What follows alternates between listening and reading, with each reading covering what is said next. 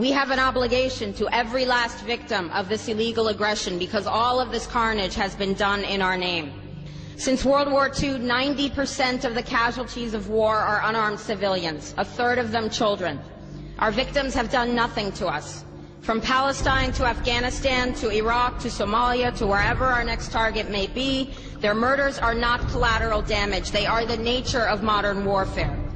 They don't hate us because of our freedoms. They hate us because every day we are funding and committing crimes against humanity. The so-called war on terror is a cover for our military aggression to gain control of the resources of Western Asia. This is sending the poor of this country to kill the poor of those Muslim countries. This is trading blood for oil. This is genocide, and to most of the world, we are the terrorists. In these times, remaining silent on our responsibility to the world and its future is criminal. And in light of our complicity in the supreme crimes against humanity in Iraq and Afghanistan and ongoing violations of the UN Charter and international law, how dare any American criticize the actions of legitimate resistance to illegal occupation?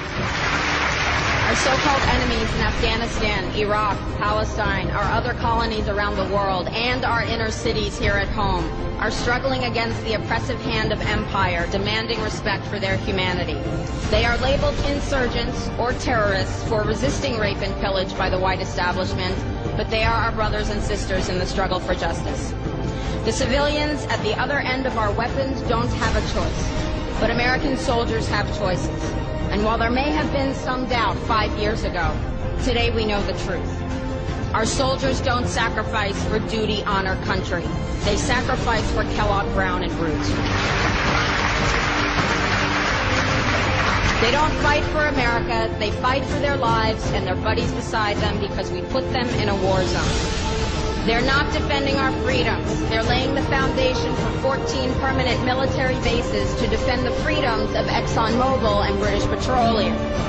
They're not establishing democracy. They're establishing the basis for an economic occupation to continue after the military occupation has ended. Iraqi society today, thanks to American help, is defined by house raids, death squads, checkpoints, detentions, curfews, blood in the streets, and constant violence.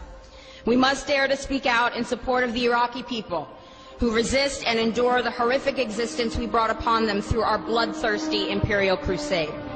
We must dare to speak out in support of those American war resistors, the real military heroes who uphold their oath to defend the Constitution of the United States against all enemies, foreign and domestic, including those terrorist cells in Washington, D.C., more commonly known as the legislative, executive, and judicial branches. Frederick Douglass said, "Those who profess to favor freedom and yet depreciate agitation are people who want crops without plowing the ground. They want rain without thunder and lightning. They want the ocean without the roar of its many waters."